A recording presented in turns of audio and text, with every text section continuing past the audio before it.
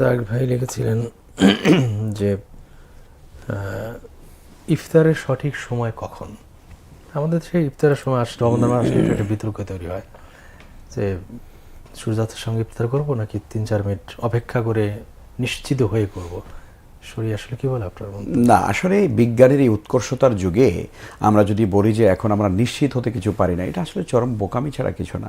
আপনি যদি নিশ্চিত হতে না পারেন তাহলে আপনি কোনোভাবে আপনি 4 মিনিট পরেও নিশ্চিত হতে পারবেন না, আপনি তখনও মনে হবে যে না হয় না, মনে হয় আসলে আরেকটু অপেক্ষা করলে আরেকটু বেশি তাকওয়া এটা প্রমাণিত হবে, প্রকাশিত হবে। এটা ঠিক না, এটা একদম ঠিক না। আমি দুঃখ করে বলি, আপনার মাধ্যমে দর্শকদেরকে জানাতে চাই, আমি প্রথম তারাবির নামাজ পড়তে গেলাম আমার বাসার কাছে একটা মসজিদে। তো ইমাম সাহেব তারাবি শুরু করবার আগে, নামাজের আগে উনি কয়েকটি কথা বলেন, জরুরি কথা। তার মধ্যে একটা কথা উনি এটাও বললেন যে আপনারা ইফতার কখন করবেন, সাহারি কিভাবে করবেন, ফজর সালাত, এশার সালাত কখন হবে ইত্যাদি বললেন।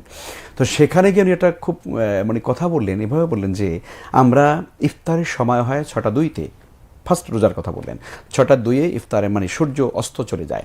তো আমরা মসজিদ থেকে আজান দেব 6টা 5-এ। আমরা 3 মিনিট পর এহতিয়াতান আমরা সতর্কতার কারণে আমরা আরও 3 মিনিট অপেক্ষা করে আমরা আজান দিব। আপনারা 6টা 2-তেও চাইলেও করতে পারেন, আপনারা আজান শুনেও করতে পারেন। আমি শুনে অবাক হয়ে গেলাম। আস্তাগফিরুল্লাহ লি ওয়া লাকুম।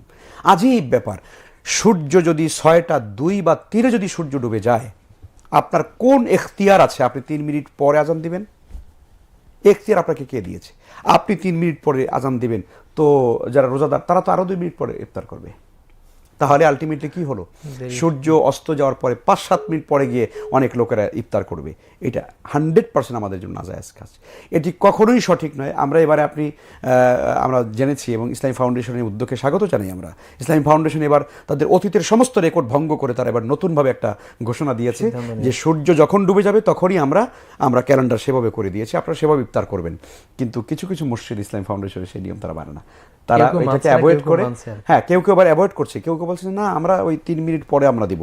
এটার আদৌ কোনো জরুরত নাই, আদৌ কোনো প্রয়োজন নাই। শুনুন প্রিয় দর্শক, রাসূল সাল্লাল্লাহু আলাইহি ওয়াসাল্লাম একটি হাদিস আপনাদেরকে শোনাই। নবীজি সাল্লাল্লাহু আলাইহি ওয়াসাল্লাম বলেছেন, লা ইয়াজালুন নাসু বিখাইরিন মা আজ্জালুল ফিতর, যে মানুষ ততদিন পর্যন্ত কল্যাণের উপর থাকবে যতদিন পর্যন্ত মানুষেরা ইফতারকে সঠিক সময় তাড়াতাড়ি করবে। তো আমরা কেন দেরি করব? সঠিক সময় যখন আমার হাতে আছে, ইন্টারন্যাশনাল টাইম যখন আমার কাছে আছে যে হ্যাঁ একদম একজাক্ট এখন সূর্য ডুবে গেছে, আমার সেখানে এহতিয়াতার কোনো দরকার নেই। সুম্মা আতিম্মুস সিয়ামা ইলাল লাইল, অতএব রাত এসে গেছে, রাত পড়ে গেছে, সূর্য ডুবে গেছে, আমি সঙ্গে সঙ্গে ইফতার করে ফেলবো।